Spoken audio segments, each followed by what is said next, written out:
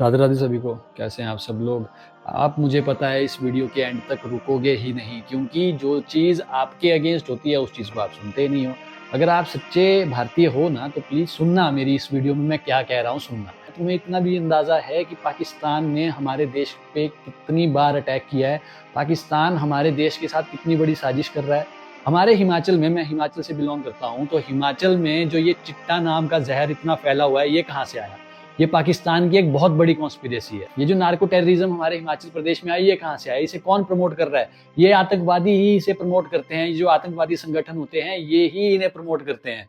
और हम में से इतने लोग हैं, हमारे समाज में इतने लोग हैं जो इसे अनदेखा कर रहे हैं, वो भी नार्को टेररिज्म को प्रमोट कर रहे हैं। जो इसको बेच रहे हैं वो तो कर ही रहे हैं, जो कंज्यूम कर रहे हैं वो इसके विक्टिम है, उन पे अटैक हो रहा है, जो उनका परिवार है उन पे अटैक हो रहा है। तो ये नार्को टेररिज्म हमारे हिमाचल में, हमारे देश में कितनी बुरी तरह से अटैक कर रहा है, ये लोग आप देख पा रहे हैं। आज से 2 से 3 महीने पहले लोग इतने आक्रोश में थे कि हम संस्थाएं बनाएंगे, हम ऐसा करेंगे, वैसा करेंगे, हम संगठन बनाएंगे, चिट्टा मुक्त हिमाचल बनाएंगे, ऐसा करेंगे। अब कहाँ गए वो लोग? गायब हो गए। किसी को कुछ नहीं पड़ी, कौन जी रहा है, कौन मर रहा है, अरे लोग सोच नहीं रहे, कुछ नहीं कर रहे। हम कब तक ऐसे ही बैठे रहेंगे? क्या आपको पता है कि जो ये टेररिस्ट अटैक हुआ है, ऐसा ही टेररिस्ट अटैक आने वाले टाइम में हमारे हिमाचल में भी होगा? और अटैक ऑलरेडी हो रहा है, ऑनगोइंग चल रहा है, उनका ऑपरेशन ऑनगोइंग है। क्योंकि जो हमारे हिमाचल में इतना यूथ जो नशे की चपेट में पड़ा हुआ है, वो उनका ऑपरेशन ही तो है, उनके अटैक का हिस्सा ही है। वो अटैक हमें कर रहे हैं और हम चोट खा रहे हैं, बार बार खा रहे हैं, हम आगे से कुछ नहीं कर रहे हैं। और कैसे सुधरेगी ये चीज? आज से 2-3 महीने पहले एक स्टेटमेंट दी गई पुलिस के द्वारा कि पुलिस कर्मियों समेत कई नेताओं के नाम जो है एक लिस्ट में है, जो लिस्ट जारी की गई है, बनाई गई है, जो इस ड्रग रैकेट में इन्वॉल्व है। क्या हुआ? कोई कार्रवाई हुई नहीं उसके अगेंस्ट, ना वो पता लगा हमें कहाँ गए, वो कौन से पुलिसकर्मी थे, कौन से नेता थे जिनका नाम था।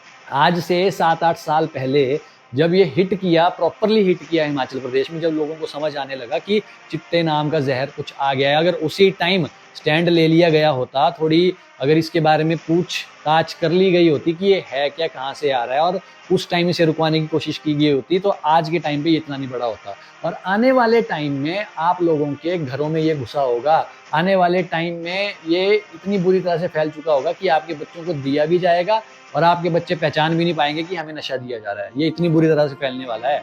और इतनी बीमारियां ये बढ़ा चुका है। हमारे हिमाचल में HIV एड्स के केस इतने ज्यादा बढ़ चुके हैं कि इस टाइम पीक पे चल रहा है HIV एड्स का दौर तो हमारे हिमाचल में। और आने वाले टाइम में 15 साल के अंदर अंदर ये जो काउंट 5 से 10 हजार के बीच में, ये काउंट 20 से 25 हजार तक पहुंच जाएगा। तब क्या करोगे तुम? 10-15 हजार के आसपास बच्चे जो हैं वो रिहेबिलिटेशन में, क्योंकि 200 से ऊपर जो है इस टाइम पे हिमाचल में रिहेबिलिटेशन सेंटर्स खुले हैं। और अगर 50 की एवरेज के साथ भी चलो तो कम से कम 10,000 बच्चे जो हैं इस टाइम रिहेबिलिटेशन में ही भर्ती हैं, जो कि आ रहे हैं, जा रहे हैं, आ रहे हैं, जा रहे हैं। जेल में देख लो, जेल में इतने लोग चिट्टे के केस में जा रहे हैं, लेकिन वो भी जा रहे हैं, फिर आ रहे हैं, फिर से पी रहे हैं, फिर मर जा रहे हैं। तो ये मेरी आप लोगों से विनती है कि अगर अभी भी चुप ही बैठोगे ना, जो ये 2-3 महीने पहले जो आपका आक्रोश था, जो ये आपका जुनून था, वो जुनून बरकरार रखोगे तभी ये रोक पाओगे। नहीं तो आने वाले टाइम में हर एक बच्चे की मौत के जिम्मेदार आप सब लोग ही हो। मैं पिछले 3 महीने से मैं भी यूट्यूब पे कंटिन्यू वीडियोस बना रहा हूँ। पूरे हिमाचल में मैं एक अकेला कंटेंट क्रिएटर हूँ जो सिर्फ और सिर्फ ड्रग अवेयरनेस पे वीडियोस बनाता है। मेरी कम से कम 40 वीडियोस जो है वो आप मेरे यूट्यूब चैनल पे चेक करोगे तो मैंने सिर्फ और सिर्फ ड्रग अवेयरनेस पे बनाई है। उसमें मैंने ये चीज़ें बताई है, ये चीज़ें एक्सप्लेन की है कि आखिर ये इंडिया में आता कैसे है, क्या क्या इसके नेटवर्क में क्या क्या चीज़ें शामिल है, इसकी नेटवर्किंग कैसे चलती है, हमारे जो पॉलिटिशियंस हैं वो इसमें कैसे इन्वॉल्व होते हैं, हमारा डिपार्टमेंट इसमें कैसे इन्वॉल्व होता है। हर एक चीज़ मैंने उसमें बताई है। लेकिन क्या उस पर किसी ने गौर किया? किसी ने गौर नहीं किया। कोई वीडियोस नहीं देखता। मैं लगा हुआ हूँ, फिर भी मैं लगा रहूंगा। मैं आप लोगों की तरह हार नहीं मानूंगा।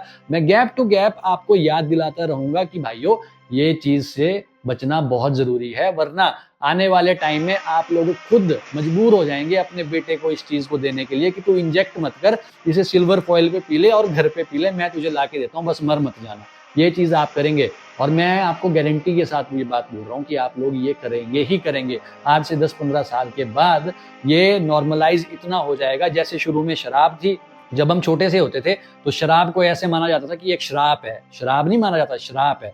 फिर धीरे धीरे भंग आई, चरस आई। जब चरस लोग ज्यादा पीने लगे तो शराब नॉर्मलाइज होगी कि शराब पी लो, चरस मत पियो, चरस से दिमाग खराब हो जाता है, पागल हो जाते हैं।